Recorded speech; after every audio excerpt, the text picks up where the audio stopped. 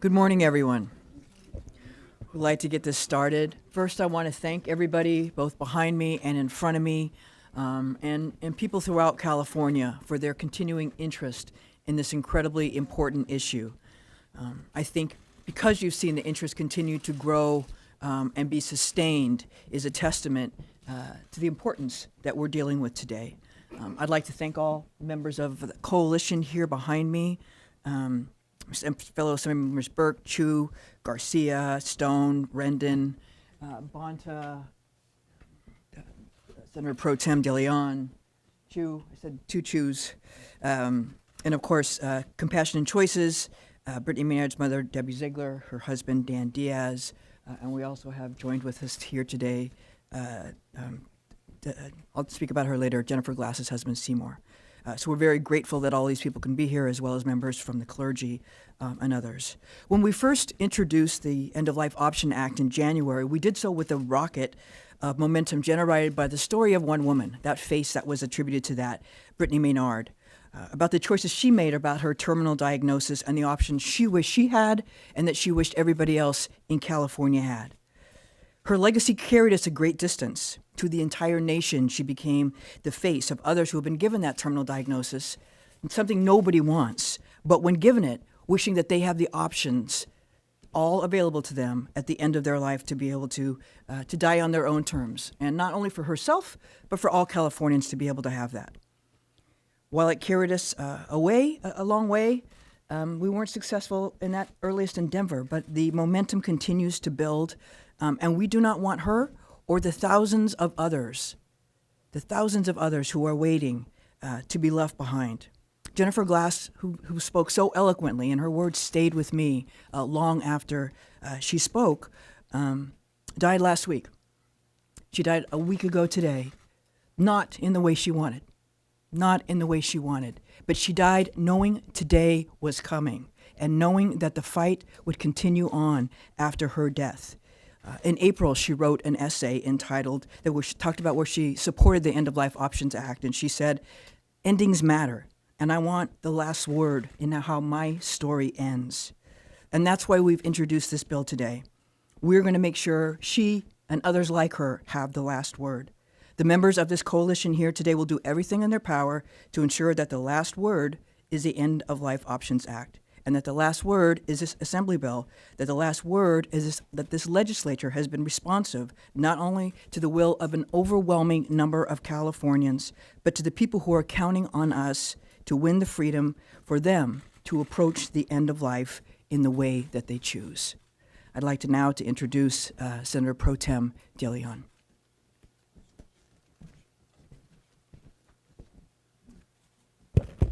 Thank you very much, Assemblywoman Egman Talamantes. I want to thank each and every one of you for attending this very important press event. I want to thank you very much for your very strong leadership. I also want to recognize the Majority Leader of the California State Senate, Bill Manning, as well as Senator Lois Wolk for their strong, dignified way and how they have moved this issue forward. I want to thank again Susan Egman Talamantes, Bill Manning, and Lois Wolk for their very collaborative effort, and to all the incredible Assembly members who are here today. As the leader of the State Senate and the leader of the Democratic Caucus, I stand in strong support of AB2X15, the End of Life Options Act.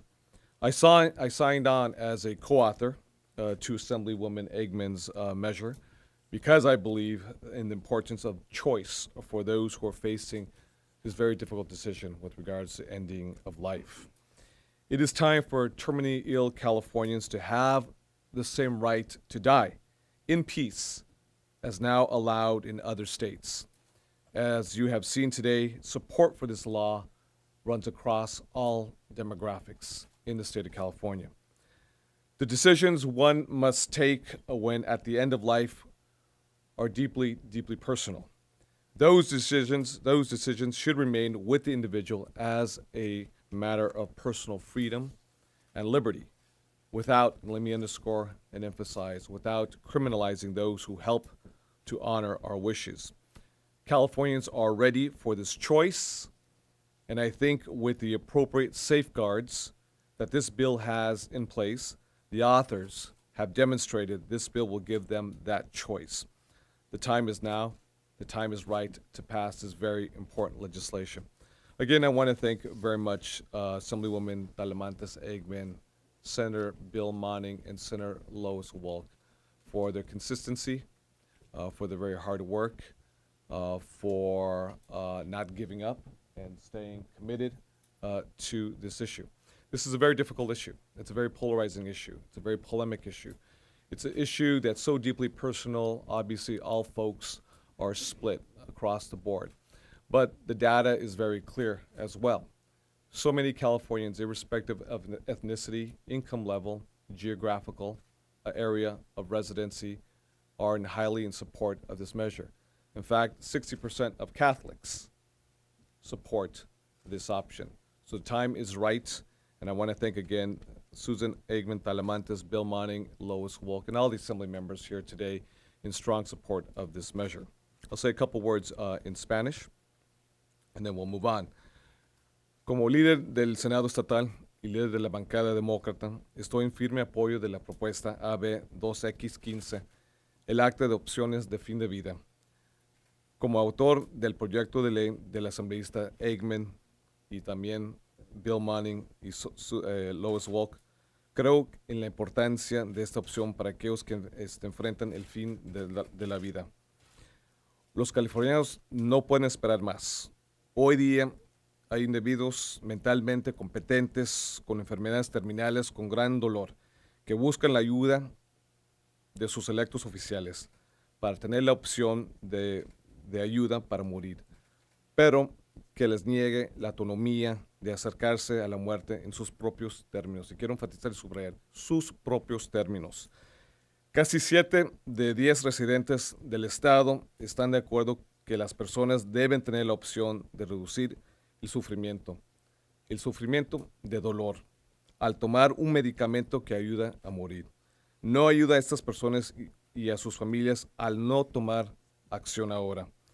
El proyecto de la ley continúa los esfuerzos establecidos por la SB 128 por los senadores Lois Wolk y Bill Monning, al permitir que los adultos con las enfermedades terminales tengan la opción de solicitar un medicamento recetado por un doctor y reducir su proceso de muerte. Todas las señales apuntan a cada uno de nosotros, los electos oficiales, para que actúen en esta medida lo más pronto posible. 2 recientes fallos de la Corte Suprema han subrayado que sí es el papel de la legislatura estatal para revocar la prohibición que existe sobre la ayuda de morir. Quiero dar las gracias al asambleísta Susan Eggman Talamantes, también a los senadores Bill Monning y Lois Wolk por su gran esfuerzo, por su dedicación, por su apoyo en un tema tan polarizante y tan polémico y tan controvertido, sin lugar a dudas. Pero es una decisión muy personal a cada uno de nosotros. Y el más del 60% de los católicos hoy en día, a lo largo y ancho del estado de California, apoya esta opción.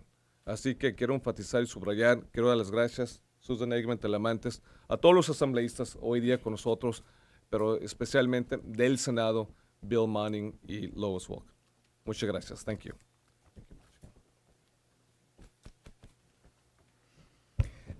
Again, I want to thank the senator. I think this shows with work with Senator Wolk and Senator Monning and the Speaker Pro Tem the strength of the bicameral approach that this has evolved into. I'd like now to invite up my former seatmate and dear friend, Chair of the Latino Caucus, Luis Alejo.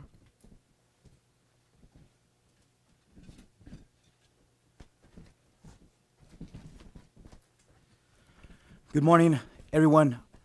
As chair of the Latino Legislative Caucus, I'm very proud to be here because this is one of the most important pieces of legislation that we will be deliberating on this year, and we're going to keep fighting until we send this to the governor's desk and make it a reality for the families of those who are suffering, our loved ones.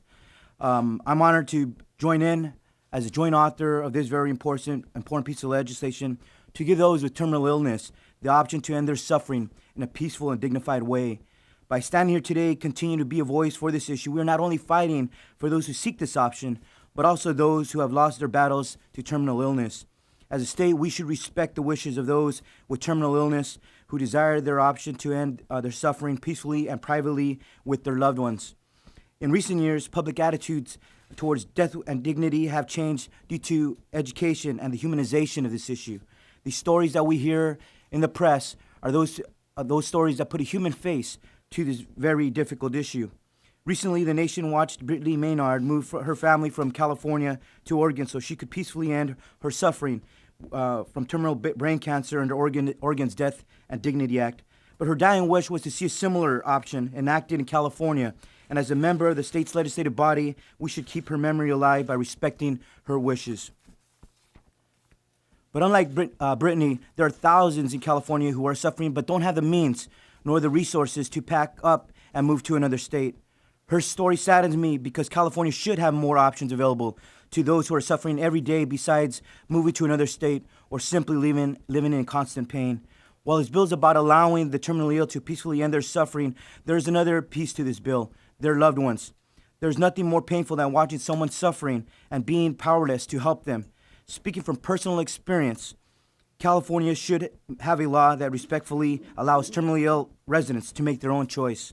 Individuals are suffering and we should give them the dignity and respect to make their best options when it comes to their health. A previous version of this bill had a setback, but it's not over here in the legislature. And I do not want to see this issue go to a ballot next year because that means that the legislature would not be doing its job debating this topic and addressing the safeguards which only approve this legislation. If there are concerns, we could have language in this bill to address those. But this is about respecting personal choice, and I look forward to sending a piece of legislation with all of my colleagues who have fought so bravely to move this forward. We will not give up this fight, and we will struggle till we make this a reality for our families, so almost the 40 million residents of California. Thank you very much. Thank you, Mr. Alejo. And now our other joint author, Assemblymember Stone.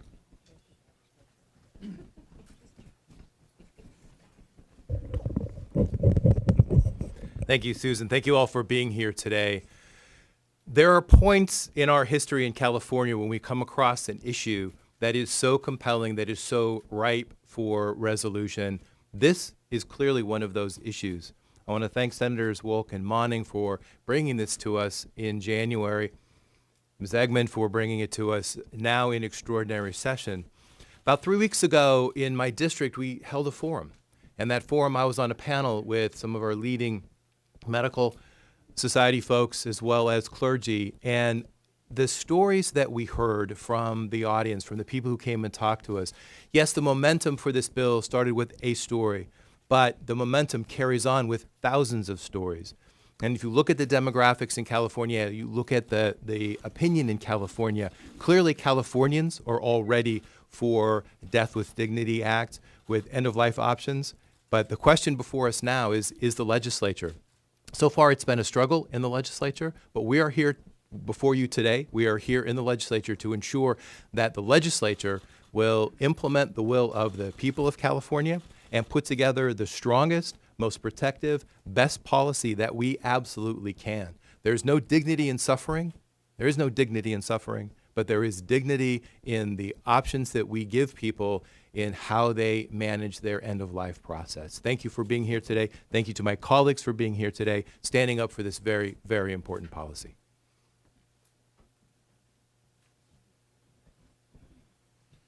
Thank you. And now I'd like to invite up our Chair of the Health Committee, Assemblymember Rob Bonta.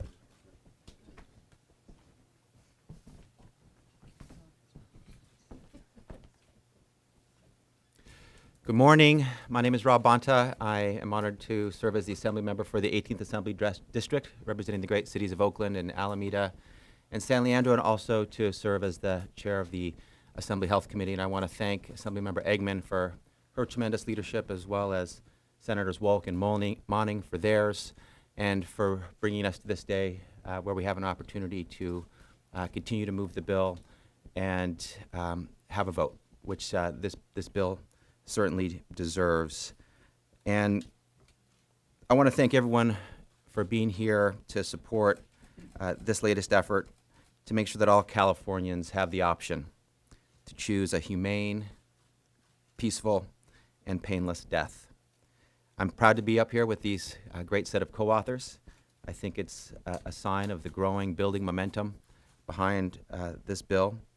And as the chair of the Assembly Health Committee, I was in support of SB 128.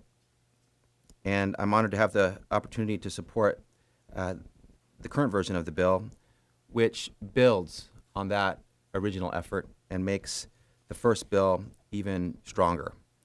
The authors have continued their diligent work to seek ways to strengthen the bill, make it better, and fine-tune the provisions in it. And now there are very strong provisions to make sure the public reporting requirements are strong and provide effective safeguards, even stronger than the earlier versions. And whether a person is dying of a terminal illness, whether that person has a right to a painless, peaceful, and graceful death is not necessarily something that the legislature can guarantee, but to the extent possible, state policy should support and maximize the opportunity for that to happen. For Californians facing the prospect of a painful or agonizing death, it makes perfect sense that they would want to have the ability to affect the circumstances around their death, that they would want choice, that they would want as many options before them as possible. With the option of aid in dying medication, a person can say their goodbyes to those closest to them and have the support and comfort of their loved ones around them as they pass. I believe that most, if not all, of us would want the option of choosing a peaceful, painless death should we ever be faced with these circumstances.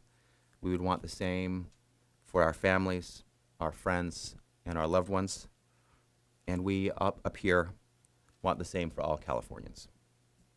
I believe that suffering patients at the end of their life should be able to choose a painless, dignified, and peaceful death, and that's what this bill will provide.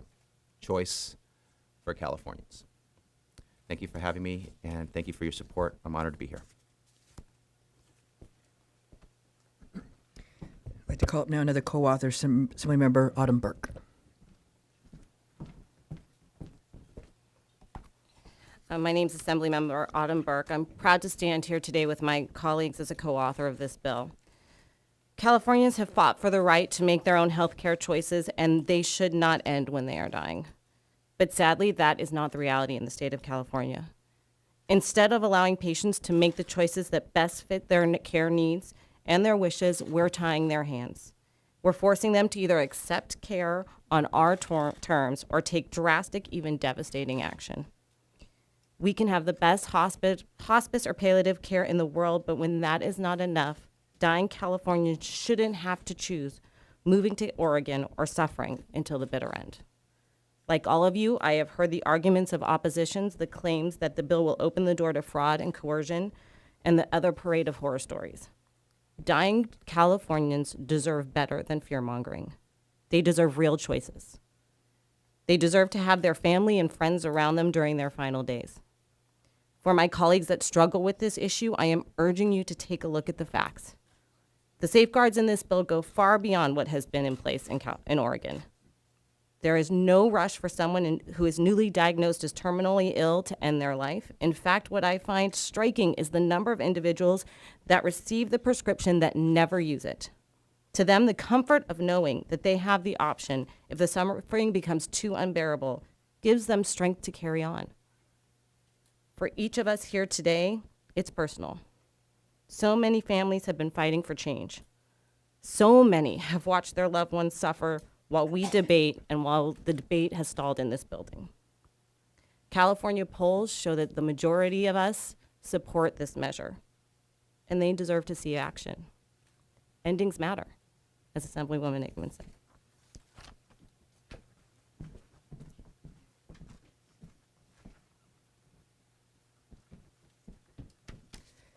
Thank you.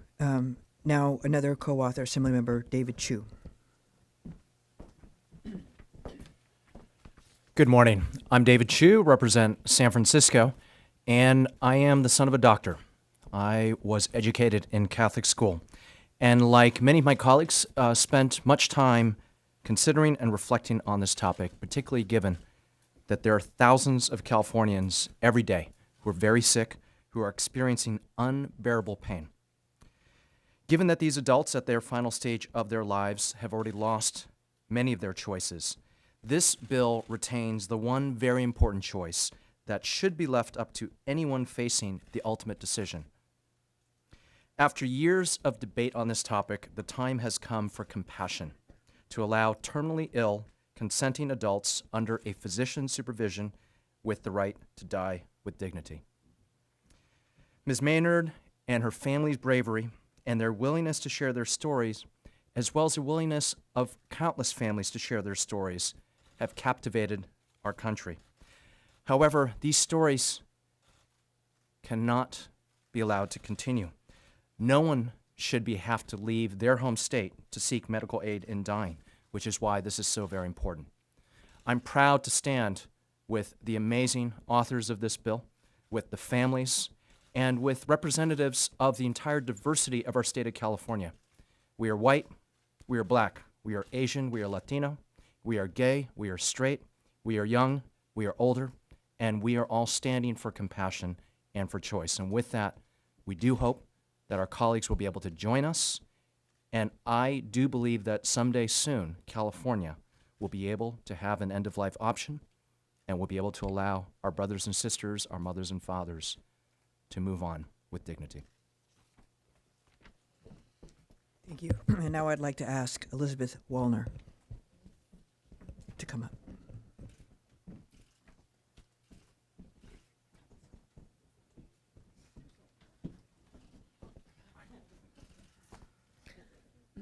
Hi there. This has undone me today. My name is Elizabeth Wallner, and I am a single mother, and I'm living with stage 4 cancer. I have colon cancer that has metastasized to my liver and my lungs. I've been fighting the cancer for the last 4.5 years with chemotherapy, 18 rounds of chemotherapy, multiple surgeries to remove parts of my colon and my liver, radioablation, radiation, and anything else that you can possibly imagine, from shamans to Reiki, and everything in between, to fight this cancer. I'm not afraid to die, but what I am really truly afraid of is having my son and my family watch me struggle and die in pain.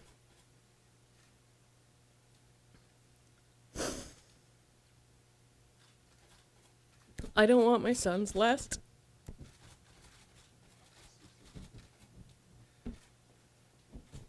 sorry. Thank you. I don't want my son's last image to be of me struggling and in pain. I want this option for me to be able to make a choice and die at home. As well as for all other Californians. So many people that we know and love are going through this. It's not just me, it's not just Brittany, it's nameless and faceless people all over California who are dealing with this on a regular basis, and their families and their friends deserve this right as we do. Everyone should be able to make the decision for themselves based upon their values and their beliefs. So I urge your support and ask for it personally. Thank you. We'd now like to ask Debbie Ziegler, Brittany Menard's mom, to come up.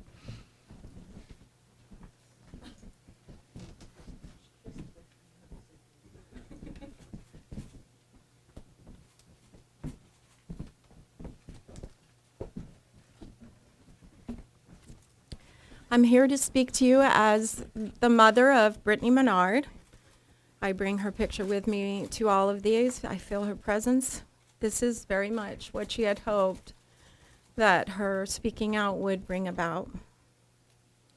One of my favorite authors, Pema Chodron, writes that nothing ever goes away until it has taught us what we need to know. Today, we are here struggling with this truth. The conversation in California about options for terminally ill is not going away. Prior to her death in Oregon, my daughter, Brittany Menard, filmed a video asking California legislators to look at the way terminally ill people are dying in this great state. She said, "No one should have to leave their home and community for peace of mind, to escape suffering, and to plan for a gentle death." It turned out that almost 70% of Californians agree with Brittany on this. Whether or not we as individuals have experienced an extended and torturous death in our own family, many of us have learned that palliative care is not one size fits all. They've witnessed that when a human being is actively dying, suffering, they need and want informed medical choices. They need options. Whether or not we as individuals would choose to seek aid in dying should not affect our ability to accept that other Californians might wish to receive aid in dying. The end of life option bill is not a mandate. It is an option. It is a opening up of options for people. Many Californians are asking me this question: what right does anyone of a specific religious faith have to demand that I behave in concordance with their faith as I face my imminent death? Californians want to be free to die and find peace in their own belief system. They don't want to be ordered about by someone else's belief system to which they do not adhere. Thomas Jefferson wrote about the wall of separation between church and state a long time ago. Now our California legislators must bravely deal with this wall of separation between state and church as they discuss and vote on the end of life option bill. Today, California's citizens know a lot more about dying in California than they did a year ago. That's a good thing. They know that the laws that we have are not sufficient. We know we need options. The system in place is not meeting California's needs. This conversation is not going away until we all learn what we need to learn. Thank you very much. Before I step away, I have been asked to speak for Christy, and I'm going to read her statement.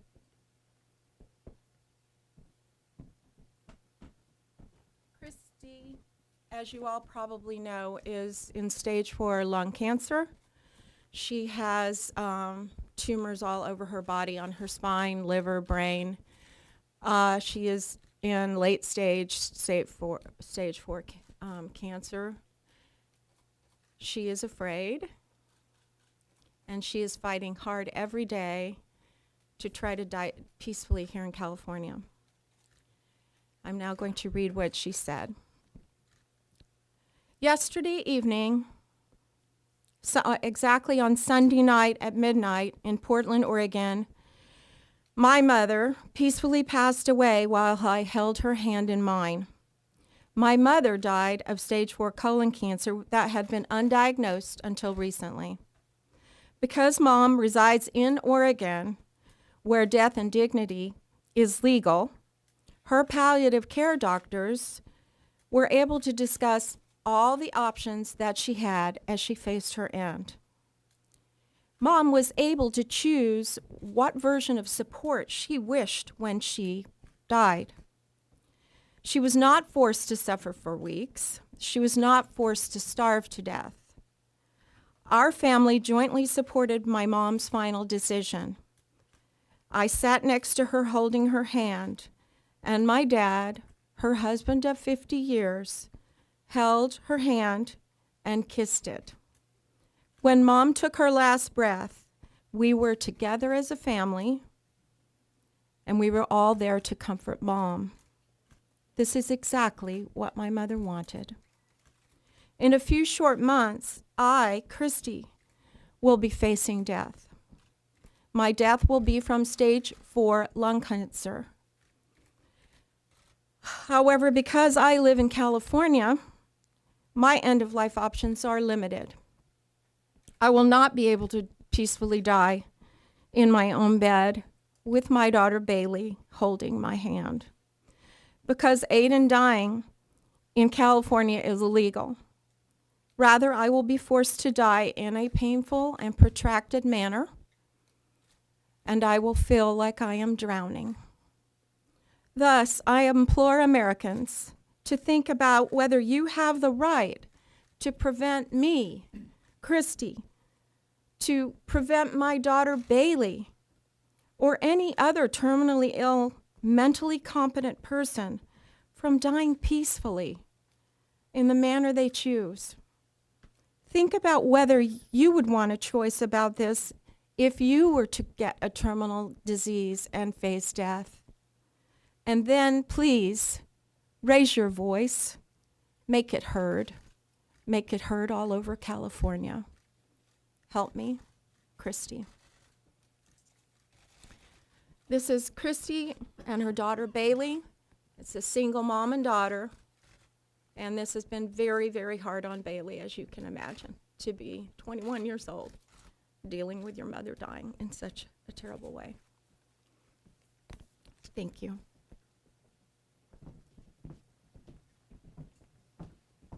Now we have Dolores Huerta.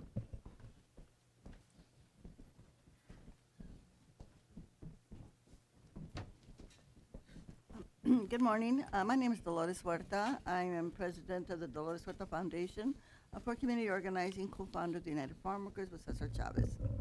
My mother, Alicia St. John Chavez, died of a terminal breast cancer that spread throughout her body. Her prolonged death was agonizing and excruciating for her and for all of us. And as my sister Alicia, her namesake, said, her death was horrific.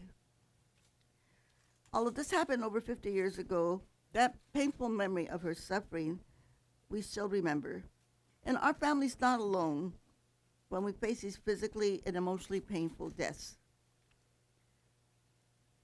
This is a very shared life experience for many, many Californians.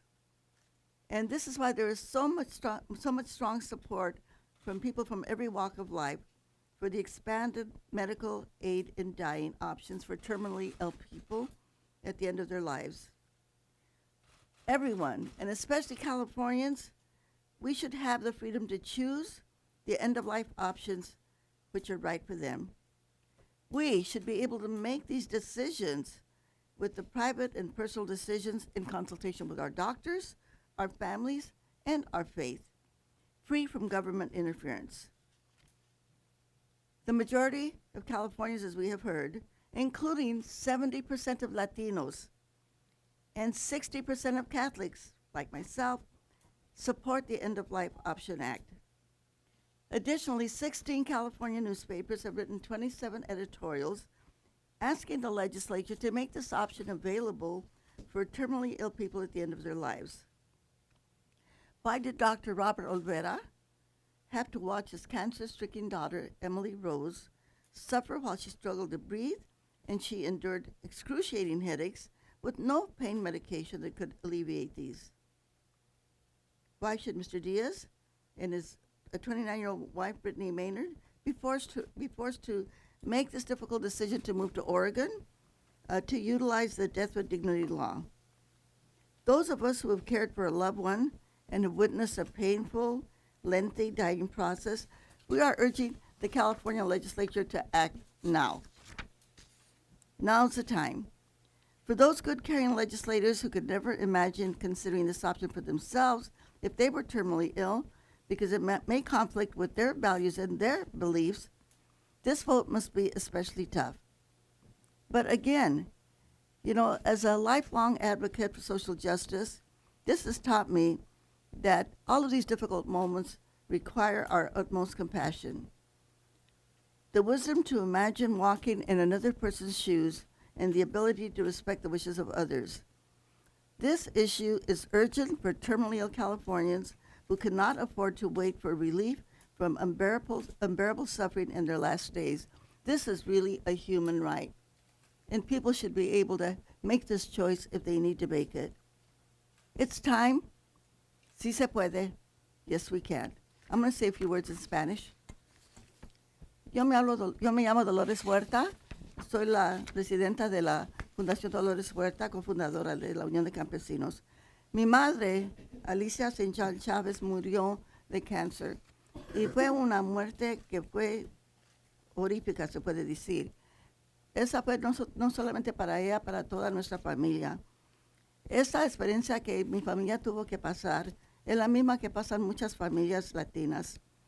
Y nosotros no debemos de tener que sufrir de esta forma. Sabemos que todos los californianos deben de tener la libertad y el derecho para escoger cómo van a terminar sus vidas cuando saben que ya no hay ninguna esperanza y que tienen que sufrir con mucho, mucho dolor. Debemos de tener el derecho de hacer esta decisión privada, consultando con nuestros doctores, nuestras familias y nuestra fe. Y que el gobierno no debe de interferir con esto. Sabemos que la mayoría de californianos, 70% de latinos y también la mayoría de católicos como yo, apoyan este acto para terminar sus vidas. Además de eso, que sabemos que los periódicos de California, 16 de ellos, y han escrito 27 apoyadores de sus periódicos, pidiéndole a la legislatura que hagan esta opción que para las personas que quizás se van a morir y que no tienen ninguna otra esperanza y que están también terminando sus vidas con mucho, mucho dolor.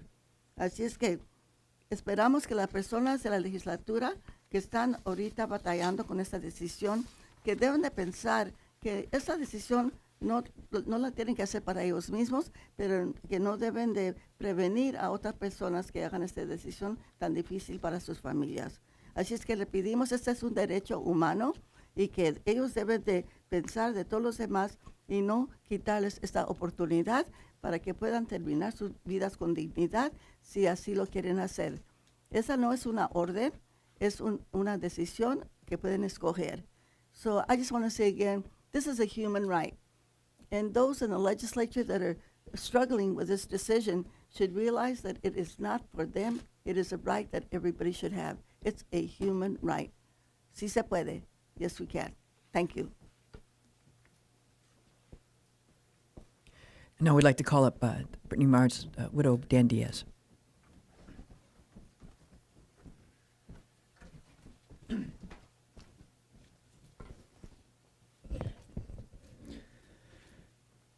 Good morning. My name is Dan Diaz, and I am Brittany Menard's husband. Last year, Brittany and I had to move to Oregon so Brittany could access aid in dying medication in order to secure a gentle passing if it were to become necessary for her. Had we stayed here in California, the brain tumor, it would have ended Brittany's life in a brutal manner. By having the option of medical aid in dying in Oregon, Brittany simply took the control back from the tumor so that she could have a peaceful passing and avoid the terrifying and painful death that was otherwise coming for her. Brittany died peacefully in her sleep on November 1st of last year. In January, the end-of-life options legislation was introduced here in California. I stood next to Jennifer Glass at the press conference as she explained to everyone the lung cancer that she had been battling.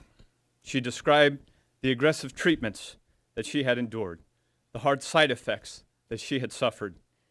But most of all, she shared her desire to fear less during the end of her life. Jennifer died a week ago today. I went to visit her and her husband, Harlan, who is here today. This is Harlan, Jennifer's husband. On that Tuesday, I sat at her bedside. I saw my dear friend that I had known for 7 months, unconscious and withering away. The pain that Jennifer was experiencing from the tumor which had now spread to her brain, had become unbearable. So at Jennifer's request, Jennifer had been put into terminal sedation 5 days earlier. Jennifer died later that night, but that was not the dying process she wanted. Why did she have to endure those 5 days in that manner? My wife Brittany passed away gently. Jennifer's was not as gentle. In either case, it was the individual determining that it was their time. And in either case, the result was the same, death. But the manner of getting there was quite different. Shouldn't the individual have the option of which one of those they would choose for themselves? It is clear that we have an issue here in California where one terminally ill individual, Brittany, has to leave the state in order to die peacefully, and where another individual, Jennifer, has to endure a 5-day, drawn-out process that proved to be absolutely not what she wanted. So yes, we do have an issue here. And the introduction of this legislation in this special session is an example of our elected officials listening to the will of the people. With 7 out of 10 Californians agreeing with Brittany and Jennifer that a terminally ill individual should have access to aid in dying medication in order to secure a gentle passing if necessary, I applaud the authors of this bill.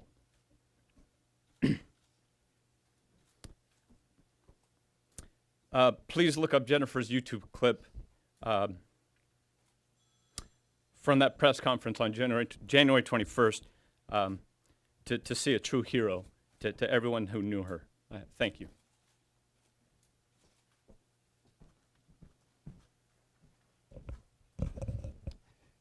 Senator Wilk, you need to leave. Do you want to say a few words? Senator Wilk and Senator Manning have been stalwart in this. Good morning, everyone, and thank you for coming. I do want to first thank Assemblymember Eggman, Assemblymember Alejo, and Stone for agreeing to join author this bill and the wonderful joint co-authors that the Assembly has brought forward. It's heartening that we'll move this forward. I want to say just one thing. First of all, I have a hearing on the tunnels, which you know is important, and I'm the chair, so I need to leave before any questions. But my colleague, Senator Manning, who has done a phenomenal job as a partner and colleague on this issue, will be here to answer your questions, as well as Assemblymember Eggman. For me, what's happened in the last few weeks, if you look at the courts, which is often a place that those who are desperate turn for justice, in the courts in San Diego and in San Francisco, the judges have spoken on this issue of aid and dying relief. And they were remarkably consistent. They said this is something for the legislature to grapple with and decide. And we all agree with that this is the place, this is the crucible, this is the place where these kinds of decisions need to be struggled with and addressed. They were, both judges said that, and I agree with that. It's time for the legislature to act on this issue that so many Californians and frankly so many people across the country care deeply about and need relief. Thank you for allowing me to speak, and thank you all for coming again. Thank you, Senator. We'll ask Reverend Madison Stokely to come up now.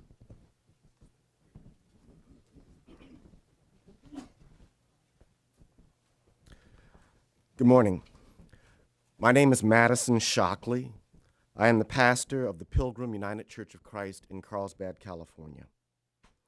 As a minister, I counsel and pray with terminally ill people in my congregation as they prepare for the end of their lives. Listening to their dying wishes is one of the most difficult yet meaningful duties of my call to serve God. We talk about their fears, the unstoppable headaches, the nausea and musculoskeletal pain they have to endure during the last stage of cancers that have spread throughout their frail bodies. These people don't want to die. They would love to live, but they can't. the cancer is ending their lives. They simply want the option to die peacefully, without the excruciating pain that not even the best palliative care and most powerful medication could alleviate.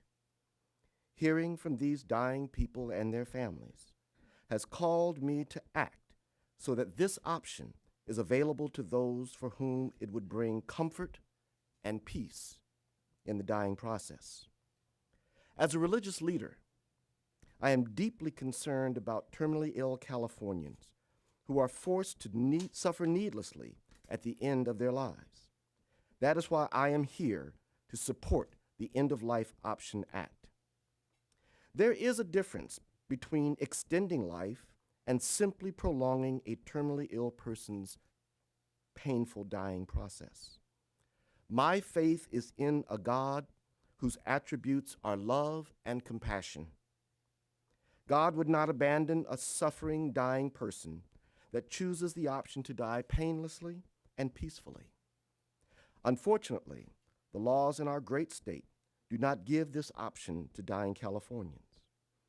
Our commitment to freedom of religion requires us to accept the fact that the spiritual truth for each individual will vary. It is important for each person to follow the God they know, to ask their God for the spiritual gift of discernment to gain the necessary insight to find their truth. In 1 Samuel 31, we read, "The battle pressed hard upon Saul. The archers found him, and he was badly wounded by them, so that the uncircumcised may not come and thrust him through and make sport of him. Saul took his own sword and fell upon it." Note that the enemies of Saul were fast approaching. He knew that overtaking him, they would torture him, dismember him, humiliate him, and then kill him. Those who would benefit from this legislation are not much different than Saul. They know that they are going to die. The only question is the manner and quality of that death. They know that should their illness overtake them, that it will torture them with pain, it will dismember them, system failure by system failure, and then kill them. Saul made a choice.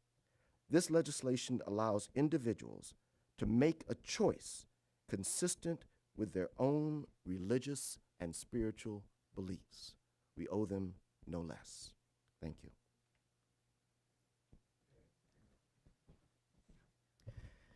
Senator Boning, did you want to? Okay.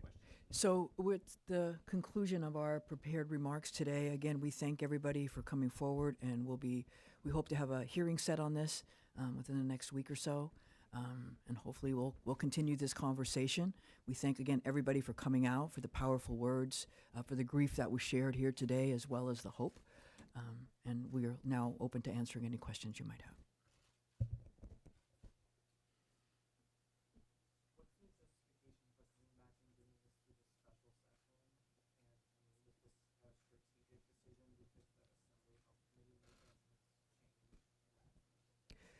We have been committed the entire time that this be heard this year. There are people waiting for this to be heard this year. We think it is irresponsible just to send this to the voters without this legislative body doing its due diligence. So with whatever means were available to us, we were looking to go forward. There was clearly a lot of support in this body for this bill to pass. This was an avenue to take, and we chose to take it.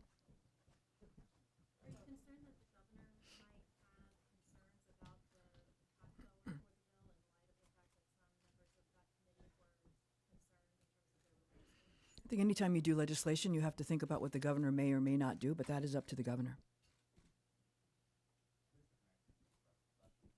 The special session is about improving healthcare, right? It's about making healthcare work better.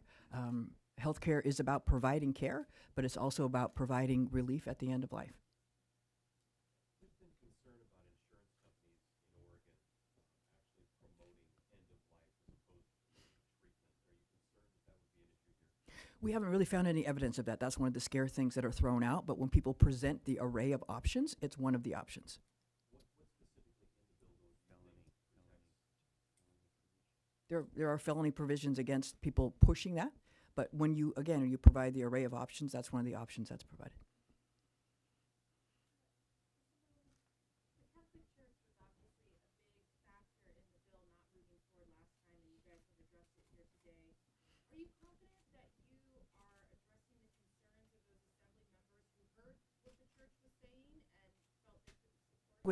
What Debbie Ziegler said was very profound. Right, we'll go back to Thomas Jefferson with the separation of church and state.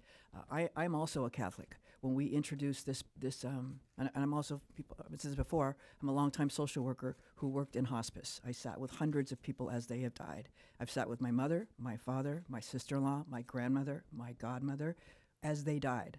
Death is no stranger to me, and it takes many different forms. I invited my bishop to come in, and anybody who knows, assembly members have meetings every 15 minutes. My bishop asked for an hour and a half, and I gladly gave it to him. And we had a long discussion. We agree on most things, but this is one of those where we divert. And I agree and respect the Catholic's faith consistency on issues of life. I would invite some of my colleagues who are Catholic about some of their other issues about life, because I think consistency is important. My main takeaway from my bishop, and I think that is the Catholic foundation, is that there is pain and there is beauty and meaning making in suffering. And as I said to my bishop at that time, I agree with your choice to be able to find that joy and that meaning making in your own suffering, but everybody else may not want that or may not desire that. It's a personal choice for each individual and each individual's family. Can I make a comment on that as well?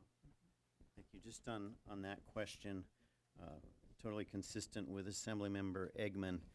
In our meetings with church representatives, we've assured them we don't seek to change church doctrine. And if you look at the architecture of the legislation, we've included provisions that would allow any medical institution to opt out. In other words, a religious hospital would not have to participate, and doctors working under their control they could prohibit them from participating in this. In my view, that's one of the values of this legislation, that even a legislator who, because of their own personal religion or values, may not choose this for themselves, there's a benefit to us building in the protections that we have without the intent, as we assure the church. I don't expect that we're ever going to remove your opposition, but we're glad to put in protections that address some, if not all, of your concerns, which we've done. No, they've been in there, and they were in SB 128, and they carry into the extraordinary session. Are you concerned that the fact that this healthcare extraordinary session is supposed to be about reducing healthcare costs, that your opponents might use that detail against you in light of the scare tactics we were talking about? Well, as Assemblymember Eggman said, if you look at the call for these two extraordinary sessions, one on transportation, one on health and health care, it's a broad ambit in looking at health care issues. We think it's fully appropriate. There's been some pushback, too, from the medical community. Do you feel like you've overcome that at this point? CMA. Yeah, we've done. I mean, Senator Wolk and Monning and myself, we've met with every medical organization I think there is to meet with, and to be able to get CMA to go neutral, I think was huge. And you know, they see this coming also and appreciate the protections we put in place to be able to have them go neutral on this issue. Let me ask you, too, I believe this is about the 8th time that this issue's come forward with the legislature. What makes you think that there will be a different end result? I think California has changed. I mean, we've all changed, right? As healthcare has expanded, as people live longer, as people are used to more options in their daily life, people are expecting different options at the end of their life.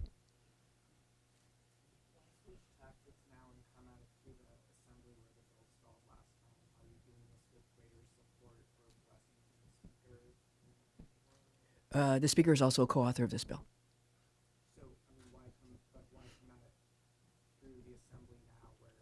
It's already passed the Senate. This bill was held up by some reluctant Democrats where SB 128 was. How are you going to avoid those pitfalls in the future? with this bill. Again, we are working this bill like we work any bill. There is no guarantee of success at the end, but this issue, these people, everybody deserves for this to have a full hearing, a full discussion. What's at stake if this goes to the ballot? You sort of mentioned that already, but can you spell out? What's at stake? Well, then it goes to the ballot, and we don't. Compassionate Choices would be in charge of how that is drafted and as it goes forward. Certainly, some of the protections that are put in right now, if you talk to focus groups and things, everyone doesn't agree with that. So I don't know what the final version would be. I think it would be different than what is in place now, which is, I think, another reason why some of the medical associations are more eager for it to pass this way, where they have, again, a chance to come to the table and deliberate as we've done, to be able to negotiate something that people can agree with to go forward. If it goes to the ballot, it is much less. It is a less vigorous process of developing good policy.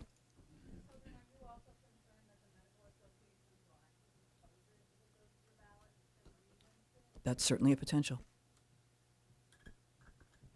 Can I offer one comment on, if I could just offer one comment, so much of the focus of today's commentaries and questions are around the end-of-life option for a terminally ill patient. I think it's important to underscore that in the legislation, it requires the attending physician and the consulting physician to fully explore hospice care, palliative care, and pain management as part of the treatment of that patient in the discussion of an end-of-life option. So we do not see these as mutually exclusive medical options at the end of life. Rather, I think it's better to look at it as part of a continuum, and we think the end-of-life option is the compassionate addition to the existing continuum of end-of-life options. We'll take one more question and then. We have two committees to go through, the Health Committee and then the Finance Committee, and then if it passes both of those, it'll go to the floor. The Assembly, that's correct. And then it'll have to go back over to the Senate. The House, that it's already passed on concurrence, and then it goes to the governor's desk. And I would add that just some of what Senator wanting to add on to that, research shows, and again, we have almost 2 decades of research from the state of Oregon, that the use of hospice care has gone up. Partly because we are a death-defying culture, but the more you're able to talk about it, the more people exercise their options. And so because I think they have that option there, I lived up there when it went into effect, people are able to have more discussions about what they want at the end of life. And so the use of hospice care has actually gone up, and for the majority of the people who use this option are enrolled in hospice at the time of their death. The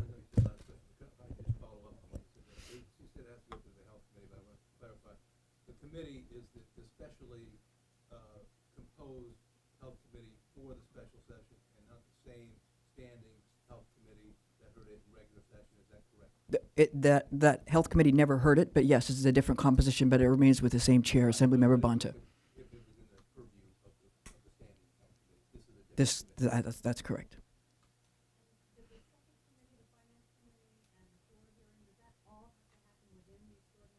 Yes. Yes. Okay. Thank you all very much for coming today, and we appreciate it.